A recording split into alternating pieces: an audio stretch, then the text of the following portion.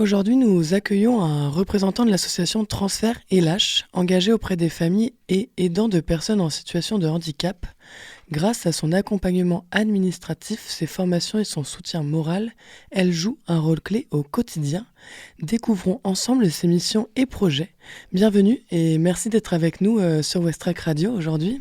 Merci de m'accueillir et de me donner la parole. Avec grand plaisir. Et pour commencer, est-ce que vous pouvez nous parler un petit peu de l'association du coup Transfert et Lâche et de son engagement au quotidien? Qu'est-ce que c'est Transfert et Lâche? Quelles sont ses valeurs?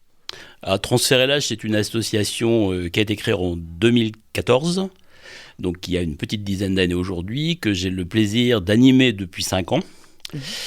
Et qui a pour principale ambition, en tout cas, c'est d'écouter, d'accompagner, de conseiller des familles qui sont soit en phase de diagnostic, soit qui viennent d'avoir un diagnostic, sachant que nous sommes, j'allais dire spécialisés, mais c'est pas vraiment le terme.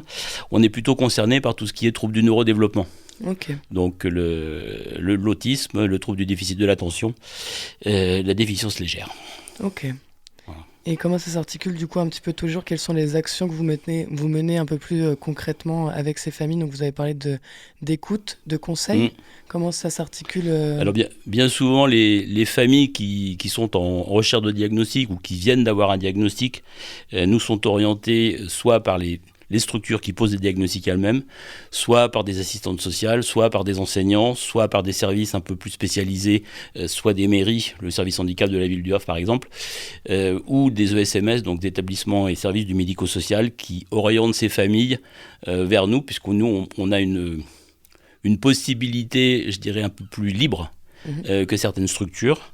Donc l'idée, c'est de pouvoir écouter, rompre l'isolement, faire savoir qu'il y a d'autres personnes ou d'autres familles concernées sur le territoire, de pouvoir donner des conseils, de pouvoir donner des orientations vers des structures, vers des services ou des dispositifs qui pourraient accompagner. C'est aussi accompagner dans la rédaction des dossiers MDPH, qui sont un petit peu complexes à rédiger. Voilà. Et est-ce que c'est, parce que j'ai vu que vous proposiez des formations et des sessions d'information, est-ce que c'est par rapport à ça, du coup, un petit peu les formations, hein, par rapport à ce dossier MDPH qui est un petit peu rude? Ah non, c'est plus vers d'autres structures qui vont accompagner aussi. On peut sensibiliser des structures telles que des accueils de loisirs, des centres de formation, des intervenants dans des écoles de musique ou dans des écoles de théâtre, enfin voilà, dans des structures qui peuvent accueillir aussi des personnes ou des enfants en situation de handicap et qui n'auraient pas les compétences ou les savoir-faire ou les savoir-être pour accompagner sereinement, correctement ces personnes-là. Alors nous sommes aussi partenaires du Centre Ressources Autisme Seine-Eure, donc qui est basé à Sotteville, qui est une grosse structure officielle qui fait du diagnostic, qui ne fait pas d'accompagnement après diagnostic et qui a dans son cahier des charges de délivrer un certain nombre de formations sur l'autisme en particulier aux familles et aux proches aidants. Et là, sur le territoire du Havre, en particulier, nous sommes référents association familiale et je suis référent parent pour co-animer, co-construire ces formations à destination des familles sur le territoire. Ok. Et j'ai vu aussi que vous faisiez des apéros transferts, si j'ai bien retenu l'information, qui semble être du coup un moment de partage pour que les familles se rencontrent, j'imagine. Il y a beaucoup de structures qui font des cafés-rencontres. Nous, on a fait le choix de faire des apéros-rencontres. Donc en fait, c'est des rencontres qu'on essaie de faire le soir en semaine, dans des lieux plus ou moins conviviaux. Le regard zéro pour ne pas le citer. et le but du jeu, c'est effectivement de faire des rencontres entre les différentes familles que l'on accompagne ou qui nous suivent, en essayant de mettre en place une thématique pour avoir quelque chose, un sujet à développer. Et en général, ces rencontres se passent en 3 temps.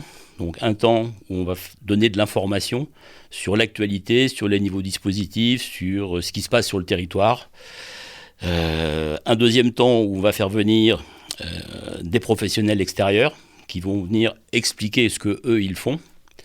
Et le troisième temps, c'est un verre à la main, avec ou sans alcool, pour échanger, pour discuter à bâton rompu, que les familles puissent échanger entre elles, se faire des retours d'expérience, ou qu'on puisse répondre à des questions particulières qui seraient posées.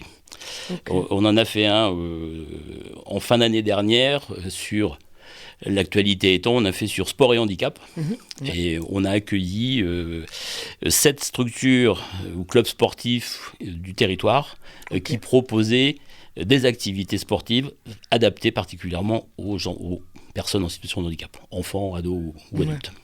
Ok. Et d'ailleurs, est-ce qu'il y en a un prochain là bientôt ou comment ça... Le prochain, les dates ne sont pas encore fixées.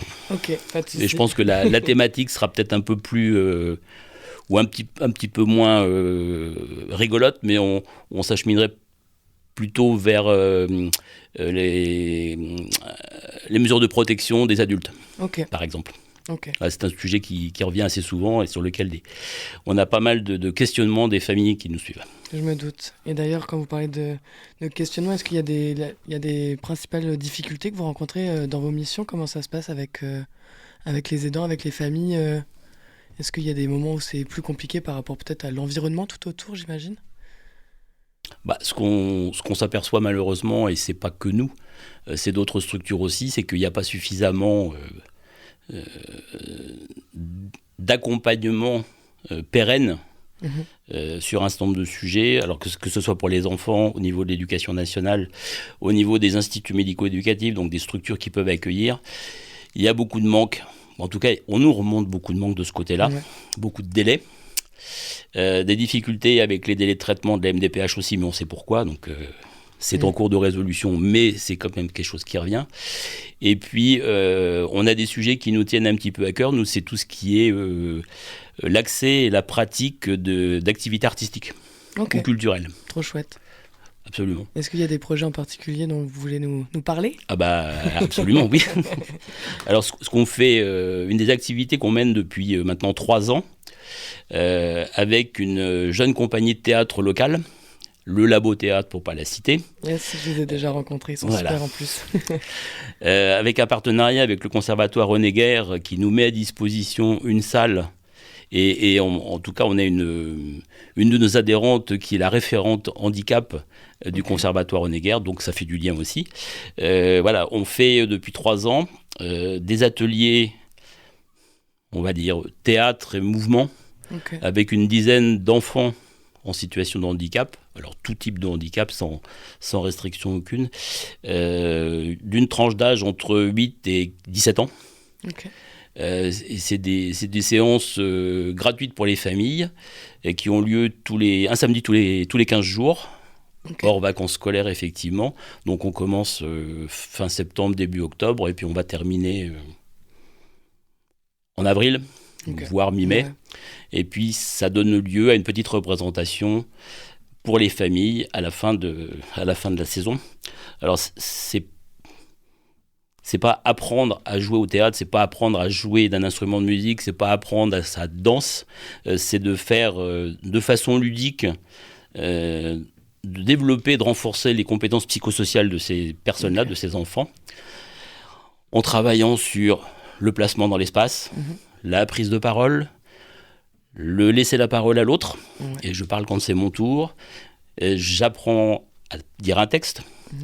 Voilà, il y a toute une partie de compétences qu'on leur fait travailler, qu'on leur fait apprendre de façon ludique et sans vraiment de contraintes pédagogiques derrière, quoi.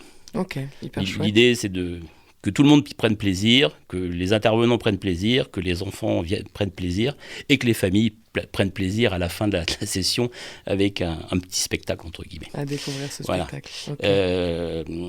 Donc j'imagine que les inscriptions, elles se font au début de l'année pour que le processus soit entier ou alors, les inscriptions se font dès le mois d'août, septembre, pour travailler à partir de fin septembre, début octobre, et le groupe reste... on n'accepte personne en cours d'année scolaire. Ouais, c'est ça. C'est un groupe qui reste un peu il faut que le groupe reste dans sa complétude du début jusqu'à la fin. Voilà. La particularité de cette activité, c'est qu'elle est faite aussi avec des bénévoles étudiants qui viennent de Sciences Po.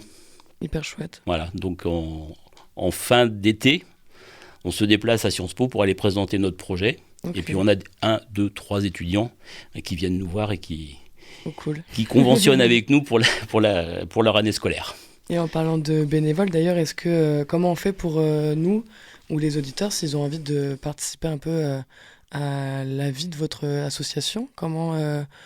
Alors on a un site internet, on a une page Facebook, Ouais. on a un email, on a un fait. numéro de téléphone. Les gens peuvent nous contacter de toutes ces façons-là et puis on répond. Et c'est quoi un Ouais. peu les missions? Est-ce que vous avez des besoins particuliers? Ou est-ce que quelqu'un vient et dans tous les cas, il y aura quelque chose à faire? Ou est-ce que c'est plus des dons? Alors, on va accepter les dons, effectivement, les dons en nature ou en finance. En termes de bénévolat, de disponibilité des gens qui viennent, en fait, sur ce que je viens d'expliquer là, à part 1 ou 2 étudiants qu'on prend, on va pas avoir beaucoup d'offres à faire. Ok. Par contre, on a un autre dispositif qu'on anime sur le territoire, sur lequel on a besoin là de bénévoles. Alors, le dispositif, ça s'appelle Séance Relax ou Ciné Relax. Ok, ouais. C'est une séance de cinéma, Mhm. une fois par mois, ouverte à tout public, en situation de handicap ou pas. Ça se déroule au cinéma Les Arts de Montivilliers, Ok. avec qui on a conventionné.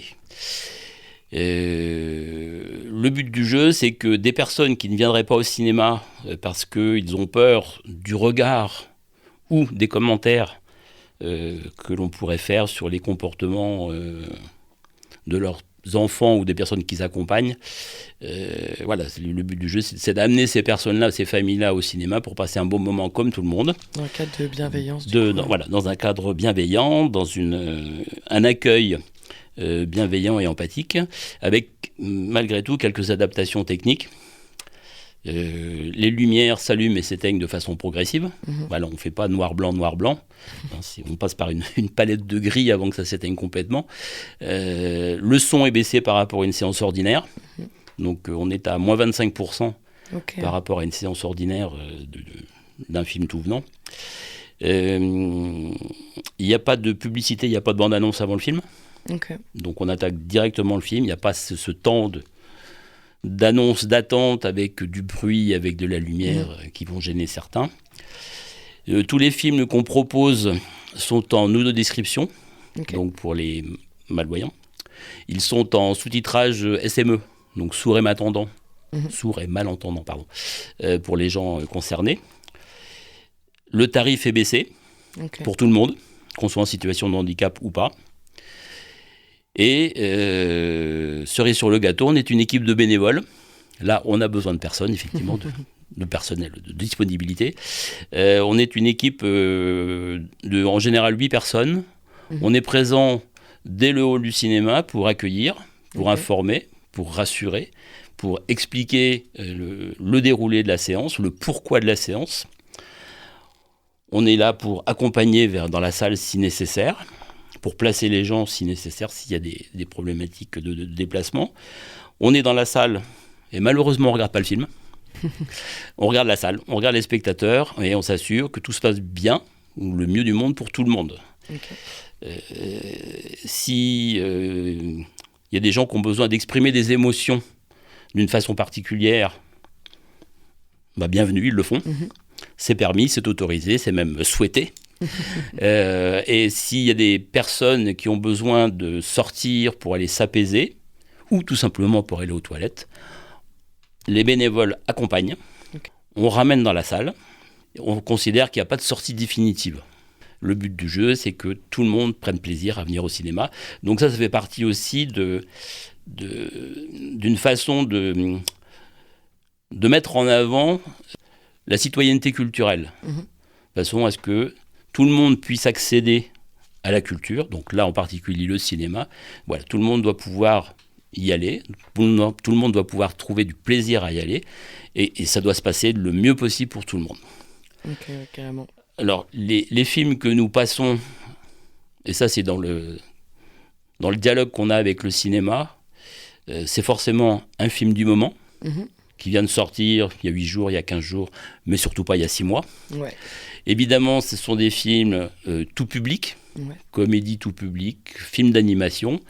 On évite les films d'épouvante, les films de guerre, les comédies trop dramatiques. Voilà, c'est vraiment que tout le monde puisse venir en famille ou seul, mais passer un bon moment au cinéma, un samedi après-midi, à un horaire où il y a beaucoup de monde.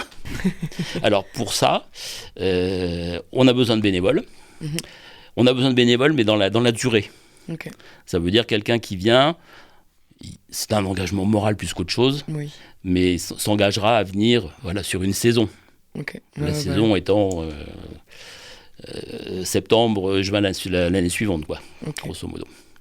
Aujourd'hui, on arrive à être 8 à chaque séance, et on a un volant derrière tout ça d'une petite quinzaine de personnes depuis le début.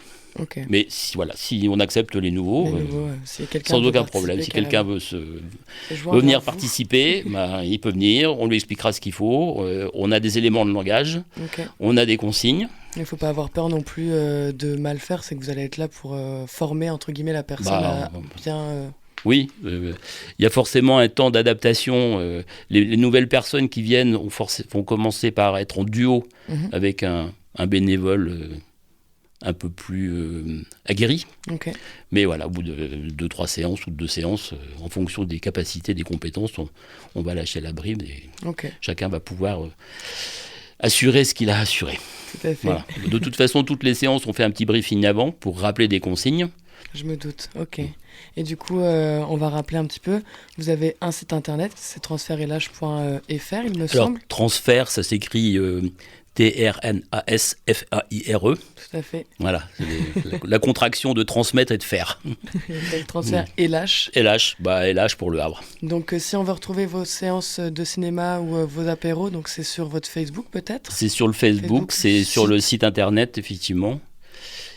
Et sinon, on a une liste de diffusion, donc s'il y a des gens qui veulent absolument avoir une information personnalisée, il suffit de nous donner une adresse mail, on rajoute dans notre liste de diffusion et on envoie de l'information assez régulièrement. Alors pas que sur les activités qu'on fait, on peut aussi transmettre de l'information un peu plus formalisée sur l'évolution d'un certain nombre de pratiques, sur les nouveaux dispositifs. En ce moment, c'était les 20 ans de la loi de 2005. Voilà, il y a un certain nombre d'articles de presse qui sont sortis, ça on peut aussi diffuser. C'est l'actualité un petit peu globale. C'est l'activité autour du handicap au sens large du terme, Ok, super. Eh bien, merci beaucoup en tout cas pour ce partage. Est-ce que vous voulez rajouter un petit mot ?